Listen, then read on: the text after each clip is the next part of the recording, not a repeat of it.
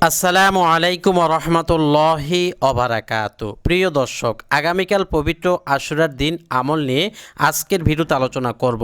1. আশুরার দিন কি ও কেন।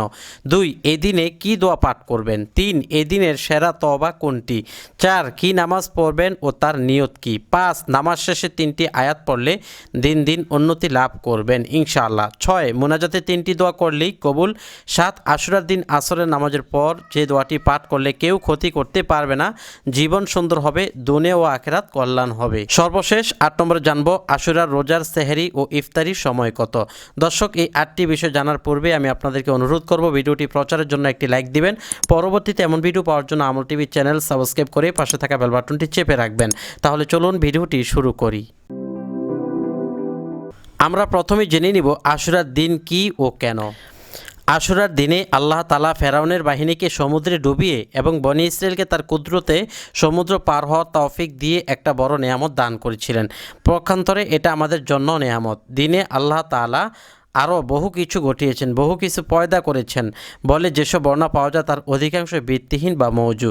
তো এখান থেকে প্রমাণিত হয় যে আল্লাহ পাক মূসা আলাইহিস সালামকে মুক্তি দিয়েছেন বিদায় এই দিনে রোজা রাখা হয়। প্রিয় দর্শক, এখন 2 নম্বরে জানবো এই দিনের দোয়া কি। এই দিনের নির্দিষ্ট কোনো দোয়া নেই, তবে আপনি যে দোয়াটি বেশি বেশি পাঠ করতে পারেন সেটি হলো, যেহেতু নবী করিম সাল্লাল্লাহু আলাইহি ওয়াসাল্লাম আমাদেরকে এই দিনে রোজা রাখতে বলেছেন, রোজা রেখে আমরা শুকরিয়া আদায় করার্থে, অর্থাৎ মূসা আলাইহিস সালাম মুক্তি পেয়েছেন, ফেরাউনকে নিমজ্জিত করেছেন, এজন্য শুকরিয়া আদায় করে সুবহানাকাল্লাহুম্মা রব্বানা ওয়া বিহামদিকা এই দোয়াটা পাঠ করব। সুবহানাকাল্লাহুম্মা রব্বানা ওয়া বিহামদিকা, সুবহানাকাল্লাহুম্মা, আয় আল্লাহ আপনার পবিত্রতা ঘোষণা করছি, রব্বানা হে আমাদের প্রভু, ওয়া বিহামদিকা এবং আপনার প্রশংসা বর্ণনা করছি। 3 নম্বরে জানবো এই দিনের সেরা তওবা কোনটি। অর্থাৎ আপনি যেহেতু আল্লাহ পাকের কাছে রোজা রেখে কান্নাকাটি করবেন, দোয়া করবেন বা তওবা করবেন জীবনে ভালো হয়ে যাওয়ার জন্য, এজন্য আমরা সাইদুল ইস্তিগফার পাঠ করব। চলুন সেটি দেখে নেই। হাদিস শরীফে এসেছে, যে ব্যক্তি সাইদুল ইস্তিগফার দিনে বা রাতে পূর্ণ বিশ্বাসের সাথে পাঠ করবে, সে যদি সে দিন বা ওই রজনীতে মৃত্যুবরণ করে তবে সে নিশ্চয়ই জান্নাতি হবে। সুবহানাল্লাহ। তো সাইদুল ইস্তিগফার যখনই কোনো বড় ধরনের গুনাহ হবে, ভুল ত্রুটি হয়ে যাবে, তখনই আল্লাহ পাকের কাছে মাপ চেয়ে এই সাইদুল ইস্তিগফার পাঠ করবেন। বিসমিল্লাহির রহমানির রহিম।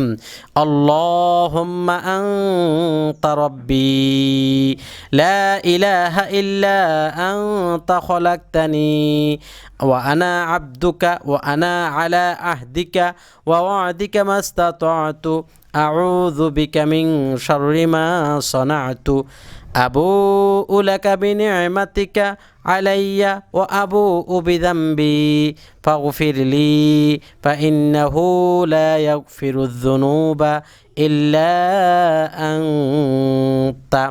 উচ্চারণ, আল্লাহুম্মা আনতা রাব্বি লা ইলাহা ইল্লা আনতা খলাকতানি ওয়া আনা আবদুকা ওয়া আনা আলা আহদিকা ওয়া ওয়া'দিকা মাস্তাতা'তু আউযু বিকা মিন শাররি মা সানা'তু আবুউ লাকা বিনি'মাতিকা আলাইয়া ওয়া আবুউ বিযামবি ফাগফিরলি ফাইন্নাহু লা ইয়াগফিরুয যুনুবা ইল্লা আনতা। দর্শক, সাথে সাথে আপনারা এই দোয়াটিও বেশি বেশি পাঠ করতে পারেন।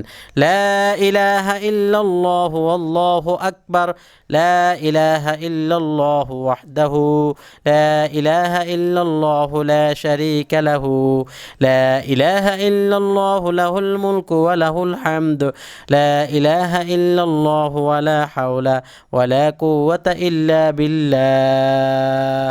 প্রিয় দর্শক, আমি যে দোয়াগুলোর কথা বলছি বা যে নামাজের কথাগুলো বলবো, এগুলো সবগুলো নির্দিষ্ট করে আশুরার দিনের আমল নয়। যেহেতু এটি পবিত্র দিন, শ্রেষ্ঠ দিন, এই দিনে বিভিন্ন মানুষ বিভিন্ন কুসংস্কার আমল করে থাকে, ফজিলত মনে করে। আপনি ফজিলত মনে না করে এভাবে যে কোনো দোয়া, যে কোনো নামাজ পড়তে পারবেন। সুতরাং আপনারা কোন ধরনের দোয়া বা কোন ধরনের নামাজ পড়তে পারেন সেগুলো আমি মোটামুটিভাবে দেখিয়ে দিচ্ছি। এর সাথে আপনারা আরও বাড়িয়ে বাড়িয়েও আমল করতে পারবেন। নির্দিষ্ট মনে করে বা এই দিনেরই এই আমল মনে করে করলে এটা আপনার গুনাহ হবে। এখন সর্বশেষ জেনে নিব আগামীকাল আশুরার রোজার সেহরি ও ইফতারির সময়। মহরমের 9 ও 10 তারিখ আশুরার রোজা।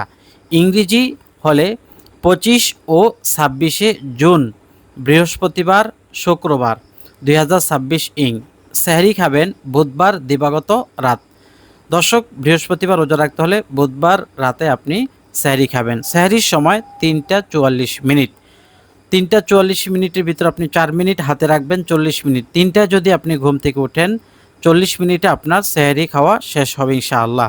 ইফতার 6টা 47 মিনিট অথবা যার যার এলাকায় আজান যে সময় দেয় ওই সময় আপনি ইফতারি করতে পারবেন। আর সেহরির সময়টাও আপনার নিজের এলাকা অনুযায়ী মুসলিম ডে অ্যাপে লোকেশন দিয়ে আপনি সেহরির সময়টা দেখে নিতে পারেন, অথবা আপনাদের এলাকার যেই ক্যালেন্ডার আছে সেখান থেকেও নিতে পারেন। বিশেষ দ্রষ্টব্য, 9 তারিখে রোজা রাখতে না পারলে 10 ও 11 তারিখ রোজা রাখতে পারবেন।